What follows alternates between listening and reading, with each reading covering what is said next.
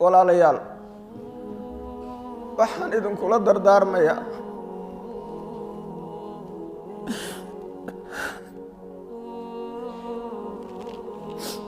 waxaan idinkula dardaarmayaa quraanka weyn ee cadiimka ah quraanka weyn ee horteena yaala quraankaas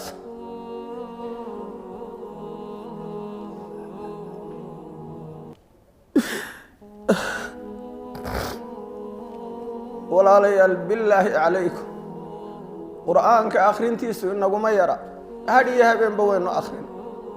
hadiya habeenba waynu baranaynaa laakiin waa inaynu ku dadaalo inuu dhaqan inoo noqdo in aayad walba nafteena aynu ku xisaabino sidaa waa inaynu ku dadaalo macaanidiisa inaynu si dhaba u fahamno inuu u barano